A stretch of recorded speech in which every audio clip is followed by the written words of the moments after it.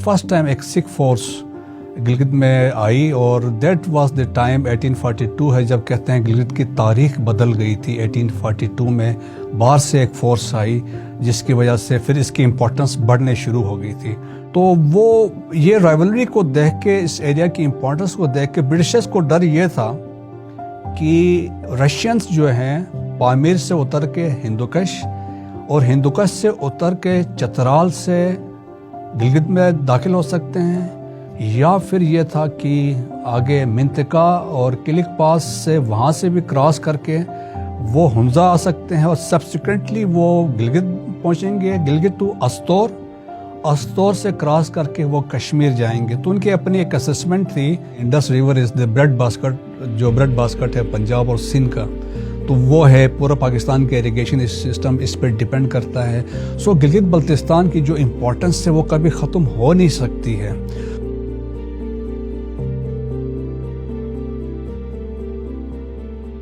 अगर गिलगित बल्तिस्तान की इम्पोर्टेंस देखें राइट फ्रॉम 1840 से पहले हम देखें तो यहाँ पे इंडिपेंडेंट स्मॉल स्टेट्स थी, और लेकिन 1842 वाज द डेट जिससे बेसिकली गिलगित बल्तिस्तान की हिस्ट्री चेंज हुई।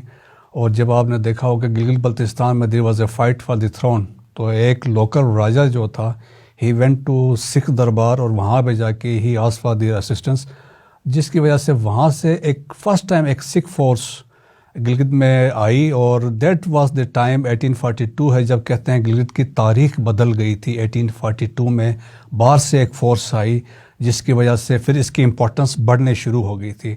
लेकिन 1842 में ये सिख तो वहाँ पे आए हैं लेकिन होल्ड नहीं कर सके अनटिल 1860 में जब गोहरामान की डेथ होती है तो इनका होल्ड वहाँ पे एस्टेब्लिश होता है। So that was the time जब ब्रिटिशर्स भी एस्टेब्लिश अपने आप को कर चुके थे सब कॉन्टिनेंट में। तो वो बेसिकली एक उनकी स्ट्रगल या समझ रहे एक राइवलरी चल रही थी रशियन एम्पायर के साथ। तो उनको डर था कि रशियंस वो एक्सपेंड कर रहे हैं, सिमिलरली दी ब्रिटिशर्स वो भी एक्सपेंड कर रहे थे। सो दोनों एम्पायर्स का आपस में देयर वाज ए राइवलरी। सो इस राइवलरी को सब्सिक्वेंटली जब रशियंस सेंट्रल एशिया की तरफ बढ़े तो इसको ग्रेट गेम कहा गया। और दिस टर्म वाज उस वक़्त काइन किया था, एक आर्थर कैनोली था, एक ब्रिटिश इंटेलिजेंस ऑफिसर था, उसने उसकी बात की थी। और ग्रेट गेम थी basically to control central Asian states. Britishers चाह रहे थे शिंगजियांग को करें और अकॉर्डिंगली इन्होंने एक अपनी फॉरवर्ड पॉलिसी का सोचा। सो इन्होंने अपने fact finding missions Gilgit Baltistan में भेजे 1860 के बाद, और डिफरेंट फैक्ट फाइंडिंग मिशंस आए और वो आए हैं गिलगित की तरफ गए हैं, गिलगित से हुंजा की तरफ गए हैं और वहाँ से सिकर शिमशाल की तरफ से टीमें गई हैं जो जाके उन्होंने फिर बियाफो से वापस हिस्पर की तरफ से वापस आए और इसी तरीके से चतराल की तरफ यहाँ से होके गए हैं जिस तरह। और अकॉर्डिंगली एक बड़ा मशहूर है गिलगित बल्तिस्तान की हिस्ट्री में जॉर्ज हेवर्ड जो आया था वहाँ पे, और वो भी इसी मिशन के साथ आया था कि वो एक्सप्लोर करना चाह रहा था passes from Pamir to इंडोकश and subsequently, लेकिन वो अल्टीमेटली वो मर्डर हो जाता है दरकोत वाली पास के करीब से।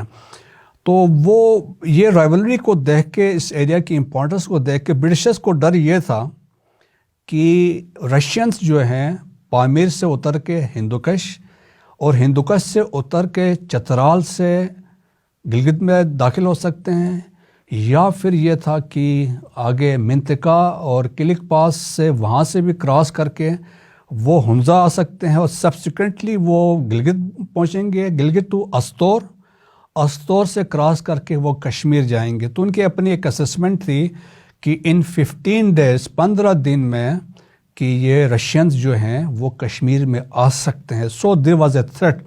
सो देयरफॉर इन 1876 में पहली दफ़ा उन्होंने एक ऑफिसर ऑन स्पेशल ड्यूटी भेजा इस इलाके में, मेजर बेटलफ जो आए थे यहाँ पे, और वो आके यहाँ पे उन्होंने एरिया की असेसमेंट की और वो यहाँ पे तकरीबन 3 साल यहाँ पे रहे।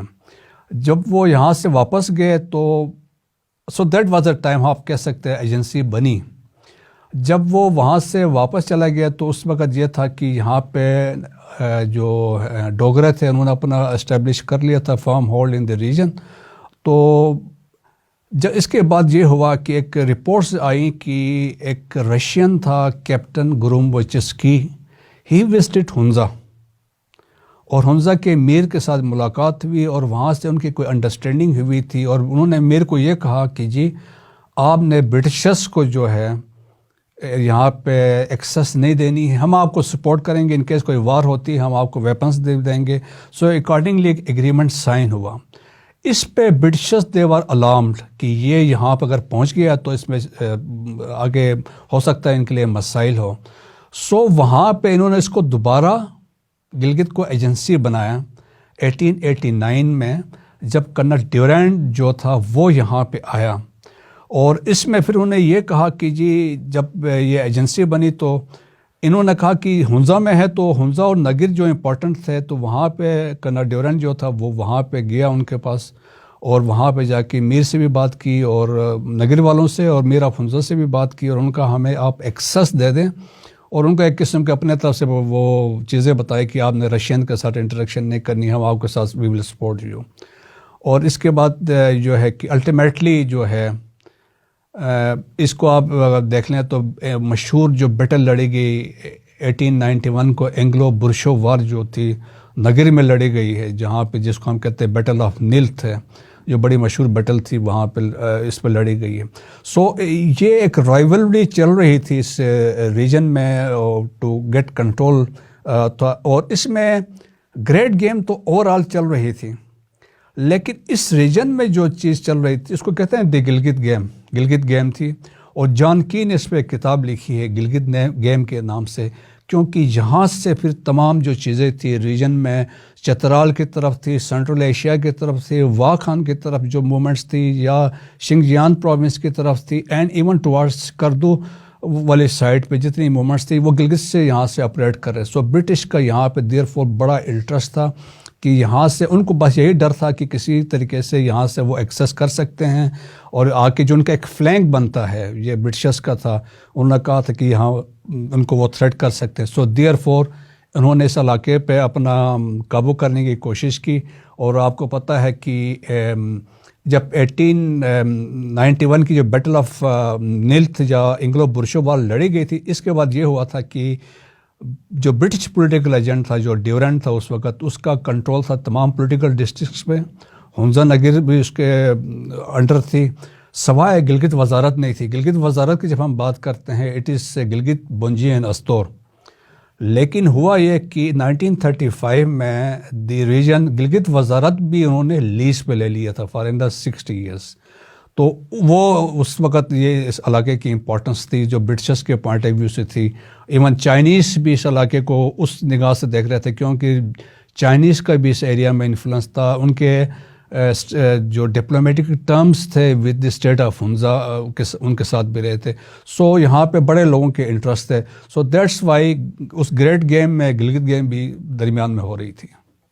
دوسرے یہ ہے کہ سلک روڈ کے کنیکشنز تھے پرانے، جتنے پرانے جو راستے آتے تھے جو لنک کرتے تھے ویسٹ سب کانٹیننٹ، جو راستے جو سلک روڈ کے آتے تھے ہسٹوریکلی جو ہنزا سے راستے گزرتے تھے، منطقہ پاس سے آتے تھے، وہاں سے ہنزا آتے تھے اور گلگت آتے تھے، اور گلگت سے استور اور استور سے پھر سب کانٹیننٹ میں جاتے تھے.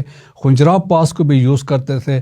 سو جو کاروانس تھے بڑے امپورٹنٹ، جتنے کاروانس ہیں سینٹرل ایشیا سے بھی جو کاروانس آتے تھے، جو چائنا سے بھی آتے تھے، اور اس کے علاوہ پلیگرمس تھے. تو وہ آپ دیکھ لیں کہ ایک ٹریڈ امپورٹنٹ ٹریڈ روٹ بھی تھا.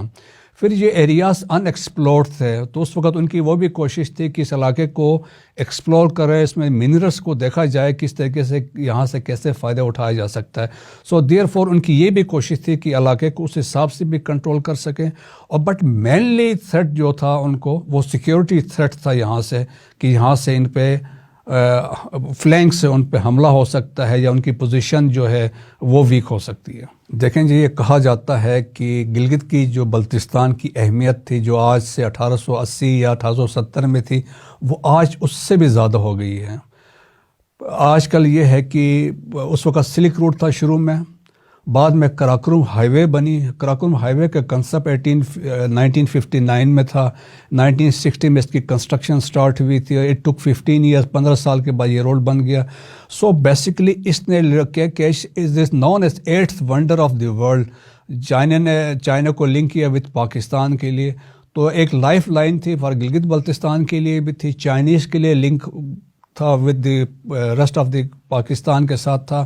سو وہ ایک لحاظ سے امپورٹنٹ تھا. پھر جب اس کی امپورٹنس اور بڑی جب سی پیک کا کنسپٹ ابھی آیا، جب سی پیک کا کنسپٹ آیا تھا کہ آلموسٹ $54 بلین کا یہ پروجیکٹ ہے، اور اس پروجیکٹ میں بڑی انفراسٹرکچر ڈیولپمنٹس ہو رہی ہیں، ٹریڈ اپرچونیٹیز ہے، بزنس کمیونٹی کو اس سے یہاں سے بڑا فائدہ ہے، امپلائمنٹ کا کنسپٹ ہو رہا ہے. گلگت بلتستان میں ہائیڈرو پوٹینشل جو پروجیکٹس ہیں وہ بن رہے ہیں. So it is really a game changer ہے. اب یہ ہے کہ اس سے یہ ہے کہ انٹرنیشنل جو پاورز ہیں ان کو یہ بالکل اچھا نہیں لگ رہا ہے کہ چائنیز اس طریقے سے لنک کریں to the get an access to Gwadar, کیونکہ یہ چائنیز کا اس میں بھی بہت فائدہ ہے. جتنا پاکستان کا ہے، گلگت بلتستان کے لوگوں کا ہے، اس طرح چائنیز کا بھی ہے، کیونکہ ان کا بڑا آلموسٹ تقریباً کہا جاتا ہے کہ تھاؤزنڈس کے حساب سے کلومیٹرز کا راستہ کم پڑ جائے گا، جو ان کو بہت لمبا ڈیٹور کرتے تھے. اب اسٹریٹ اوے وہاں پہ عربین سی ہے، وہاں سے وہ سامان جو ان کا ہے گوادر سے ان کا کانوائز آئیں گے اور چائنا چلے جائیں گے، اور چائنا سے اس طرح یہاں پہ گزریں گے. سو وہ امپیکٹ ہے. تو وہ آپ کو پتہ ہے کہ دنیا میں there is a contest between America and Chinese کا ایک ہے، بیسیکلی اکنامک کمپٹیشن ہو رہا ہے. تو ورلڈ پاورز چاہتی ہیں کہ چائنیز کو کنٹین کیا جا سکے، اور ان کو یہ ہے، تو اس کو مختلف طریقوں سے اس ایشو کو، گلگت بلتستان کے ایشو کو وہ چھال رہے ہیں. کبھی کہتے ہیں ڈسپیوٹڈ ہے، کبھی کہتے ہیں کہ اس میں مسائل ہیں، یا کبھی اور اس میں انڈین انوالومنٹ اس میں بہت زیادہ ہے. بیسیکلی اس کو انڈیا لیڈ کر رہا ہے. اس میں ٹیررزم کی پاس میں ایکٹیویٹیز ہوئی، ہمارے اس میں سیکٹیرین ٹربولنس بھی اس ایریا میں رہی ہے. تو انٹرنیشنل پاورز کی کوشش ہے کہ یہ جو سکسیس یہ نہ ہو.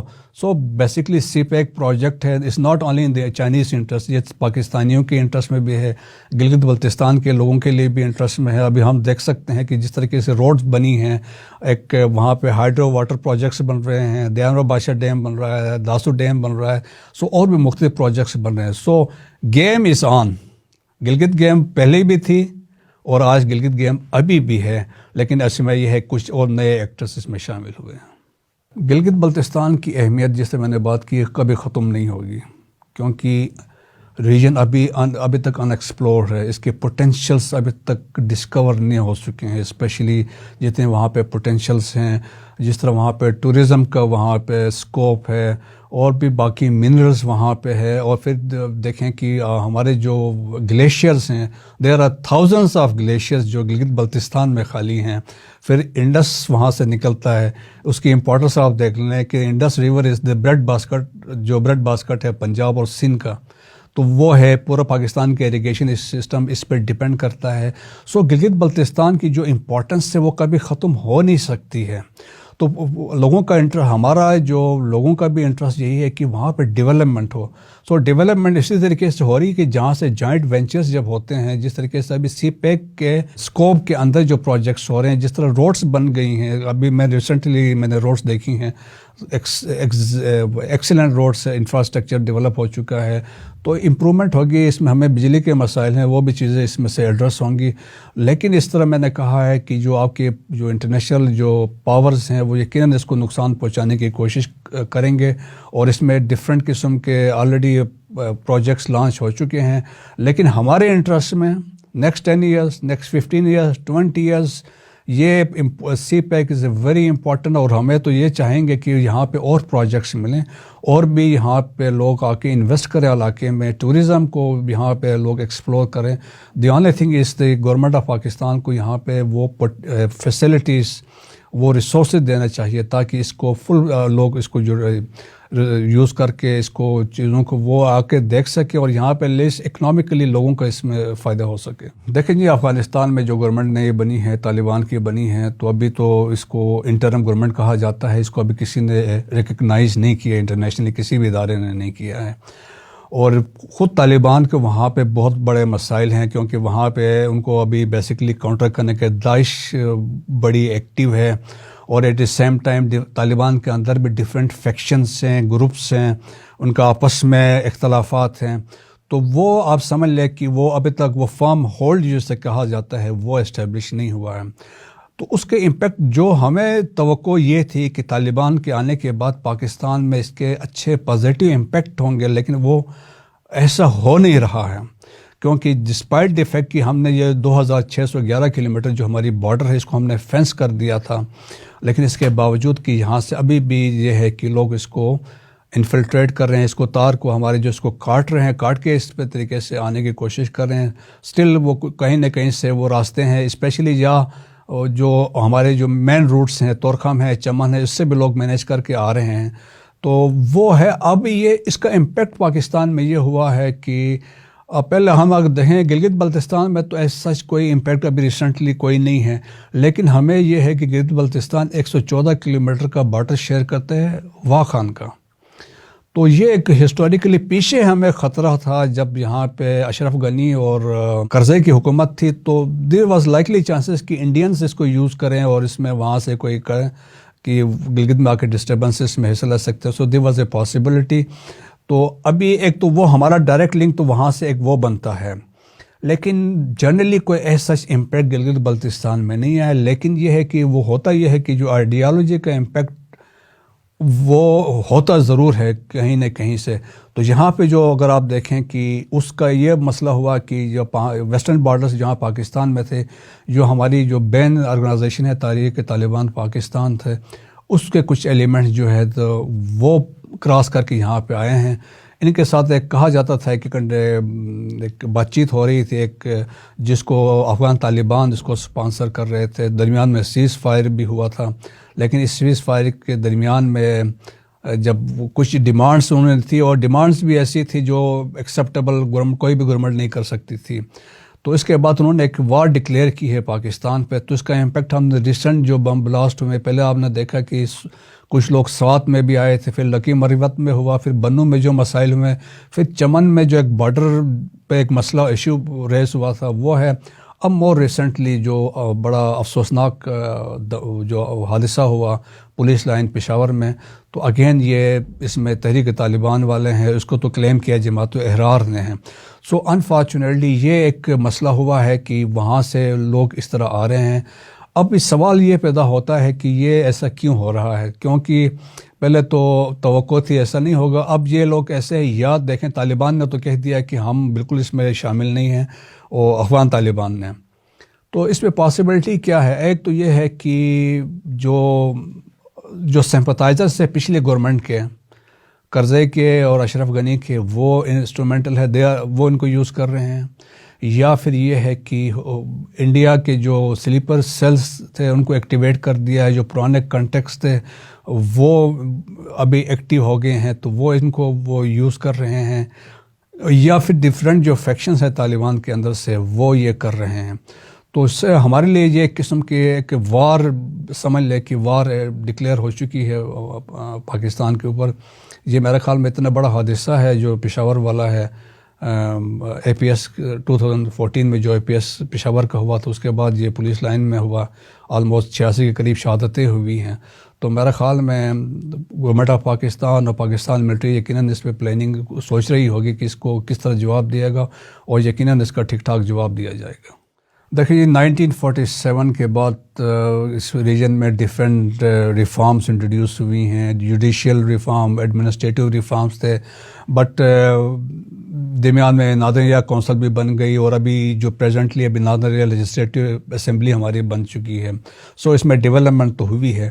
2009 میں اس علاقے کو جو پہلا جو سٹیپ سمجھ لیں کہ وہ ہے گلگت بلتستان نام دیا گیا تھا، اور سبسیکوینٹلی 2015 میں آپ دیکھیں 17 ججز کمیٹی بنی تھی، اور انہوں نے ڈیسائیڈ کرنا تھا کیا ہوگا. تو اس مین ٹائم میں گلگت بلتستان لیول پہ بھی ایک کمیٹی بنی تھی، اور انہوں نے بھی ریکمنڈیشن دی تھی کہ اس کو آپ پروویژنل ایک صوبہ بنا دیں. 17 ججز کمیٹی کی بھی یہی ریکمنڈیشن تھی الٹیمیٹلی کہ آپ اس کو پروویژنل صوبہ بنا دیں لنکنگ ود کشمیر. لیکن اس سم ہاؤ یہ امپلیمنٹ نہیں ہو سکا. اس کے بعد 2018 کا ایک آرڈر آ گیا تھا، پھر درمیان میں ایک 2019 کا آرڈر آیا، تو دیر واز اے کنفیوژن. لیکن جو پچھلی گورنمنٹ تھی تو انہوں نے finally it was decided while taking all on board, جس میں پاکستان آرمی کا میجر رول تھا، جس میں انہوں نے سب کو آن بورڈ لیا تھا. سارے اپوزیشن پارٹی جو نیشنل لیول کی تھی آن بورڈ تھی. گلگت بلتستان کے جو لا میکرز تھے وہ آن بورڈ تھے. So it was decided and it was announced on 1 November 2020 کو the Gilgit Baltistan will be a province, interim province linked with the final جو کشمیر کا سلوشن ہوگا اس سے لنک کیا گیا تھا.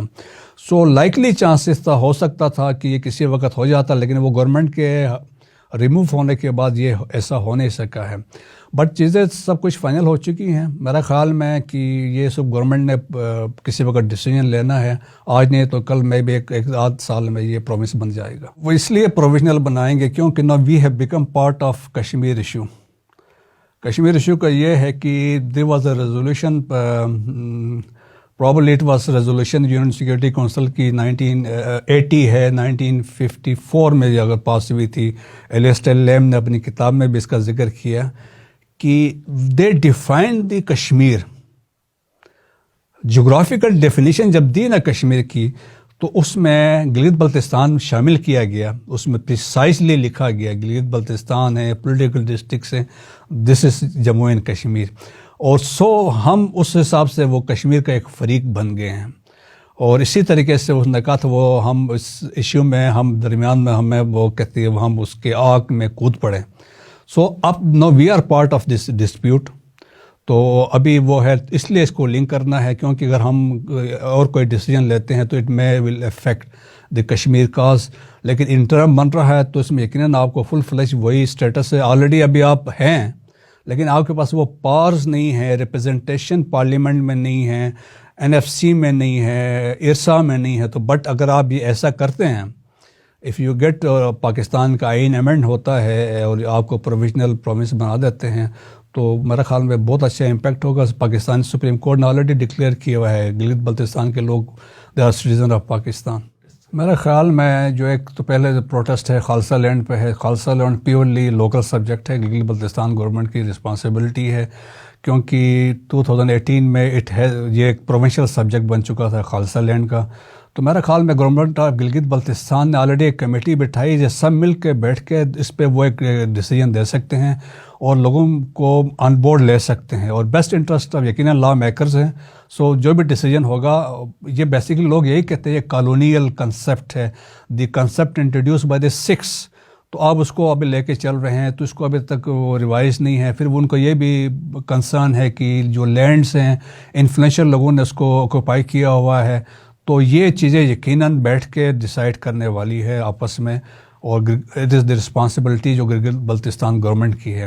سیکنڈ بجلی کا ایشو ہے، الیکٹریسٹی کا. یقیناً یہ ایک بڑا کرونک قسم کا ایشو ہے اور فار دی لاسٹ مطلب سو مینی 50 سال 60 سال سے مسئلہ ہے. گلگت شہر میں ابھی آپ دیکھیں بجلی ابھی تک وہ نہیں ہے. ابھی ونٹرس میں مطلب 24 گھنٹے میں آپ کو ٹوٹل 2 گھنٹے کی بجلی ملتی ہے. تو ایشو تو ہے وہاں پہ، ادھر ہمارے پلاننگ کا ایشوز ہیں یا اور بھی چیزیں ہیں. آئی ڈونٹ نو کہ جب تک جا کے آپ کا دیامر بادشاہ ڈیم بنتا ہے، داسو ڈیم بنتا ہے کیا ہوگا. لیکن اس سے پہلے کچھ امپرومنٹ ہونی چاہیے ونٹر میں. سمرس میں تو بہتر ہو جاتے لیکن ونٹرس میں یہ ایشو ہے. ابھی آپ دیکھیں ونٹرس میں میجارٹی آدھا گلگت بلتستان جو ہے وہ تو پنڈی، اسلام آباد یا لاہور آتے ہیں کیونکہ وہاں پہ فیسلٹیز نہ ہونے کی وجہ سے. سو ایک جینون یہ مسئلہ ہے تو اس کو ایڈریس کرنا چاہیں گلگت بلتستان گورنمنٹ کو. یقیناً اس کو پرائرٹی دینی چاہیے اور جہاں سینٹر میں آ کے آپ اس پہ فنڈس کے لیے بات کر سکتے ہیں، اپنے پروجیکٹس لے کے آ سکتے ہیں. ہوپ فلی وہ اس پہ کچھ نہ کچھ ہوگا. ٹیکسیشن کی بات ہے یہاں پہ، اس میں بیسکلی لوگوں میں ٹیکسیشن میں ایک تو اویئرنیس کی ضرورت ہے، لوگوں کو اویئرنیس دینے کی ضرورت ہے کیونکہ اپوزیشن جو ہو رہی ہے ریسنٹلی. تو گلگت بلتستان ریونیو ایکٹ جو اب انٹروڈیوس ہوا ہے اس میں کوئی پرابلم دے رہا 135 آئٹمس ہیں جس میں انہوں نے ٹیکس لگانا ہے. لیکن میں پیچھے ایک اسپوکس پرسن کی بات سن رہا تھا کہ اب چیزیں فائنل نہیں ہیں، ماڈلٹیز انہیں ورک آؤٹ کرنی ہے. تو یقیناً گلگت بلتستان کے لوگوں کو آن بورڈ ان کو لینا چاہیے، جا کے گراس روٹ لیول پہ ان کو سمجھائے کہ یہ ہے، اس سے فائدہ کیا ریجن کا کیسے ہوگا. تو کچھ لوگ اس کو لنک کر رہے تھے ود دی کانسٹیٹیوشنل اسٹیٹس، لیکن جو مقامی جو آپ لگائیں گے تو اس سے وہ فنڈ جنریٹ کر سکتے ہیں کیونکہ پچھلی گورنمنٹ تھی پرابلی انہوں نے کچھ 2-3 ارب روپے انہوں نے کچھ نہ کچھ کسی مد میں جمع کیے تھے. تو ایک ایفرٹ ہونی چاہیے لیکن یہ ہے پبلک کو آن بورڈ اس پہ لینا چاہیے. اور جہاں ویٹ سبسڈی کی بات ہے، ویٹ سبسڈی جو ہے کہ یہ بھی دیکھیں 1970s لیٹ میں یہ انٹروڈیوس ہوا تھا۔ گلگت میں آپ کو پتہ ہے لینڈ کی کمی ہے، لوگوں میں اکنامکلی ویک ہیں، تو اس وقت یہ تھا کہ آپ کو یہاں پہ گندم سستی ملے گی۔ لیکن یہ ہے کہ پچھلے گورنمنٹ، ابھی یہاں پہ تھوڑا سا پولیٹیکل لوگوں میں آپس میں رائیولری بھی ہے کہ پچھلی گورنمنٹ کے پاس زیادہ تھا تو اب انہوں نے آ کے کم کر دیا، لیکن میرا خیال میں اس کو ایڈریس کرنا چاہیے۔ یہ میں کل ہی خبریں دیکھ رہا تھا تو اس میں گورنمنٹ نے ڈیسائیڈ کیا ہے کہ جو اوریجنل جو کوٹا تھا اس کو ریسٹور کر رہے ہیں، تو میرا خیال میں ایک is the right decision in the right direction, تو اس سے لوگوں کا وہ جو گریونس تھے وہ اس میں ایڈریس ہو جائیں گے۔